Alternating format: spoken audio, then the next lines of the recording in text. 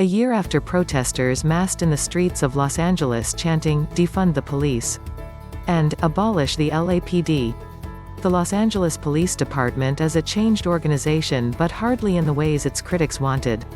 Its operating budget was cut by $150 million last May with much fanfare, to $1.71 billion, then more quietly increased this year by about 3%, to $1.76 billion, a huge chunk of the city's overall spending.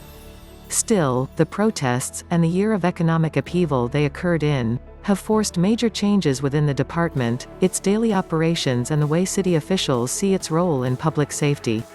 In the last 12 months, the department has shrunk by nearly 500 officers. Specialized units have been cut in favor of patrol and newer, community-oriented teams. Key policies, including one governing the use of force, have been rewritten to hold officers to stricter standards. 3 reviews of the unrest were conducted and dozens of recommendations for how to better handle future demonstrations remain under review.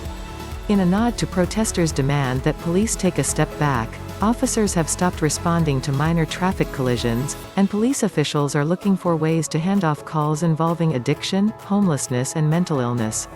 Officers also are arresting fewer people, even in the face of rising violence.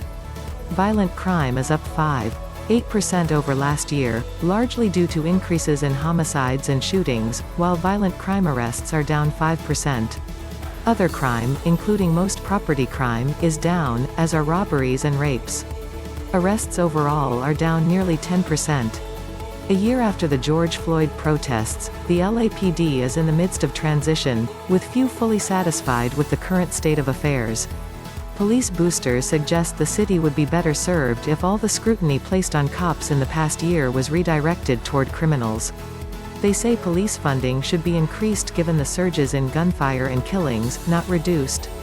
The biggest takeaway for me is all the social media slogans, "Defund the police," have been an absolute disaster, said Craig Lally, president of the union that represents rank-and-file LAPD officers and a member of the department for 40 years. If you defund the police, you have to replace it with something, but nobody had a plan to replace it. That really baffled me, that anyone could buy into that stuff. Critics of the LAPD say changes implemented in the last year mark some progress but fall far short of their demands for a more wholesale overhaul of public safety, which they say will require reductions to the police budget. That's the perfect point to make about why we need to defund the police, said Melina Abdullah, co-founder of Black Lives Matter Los Angeles. We can't fund those resources as long as they are gobbling up so much of the city budget. One of the biggest changes of the last year was the slow shrinking of the LAPD force.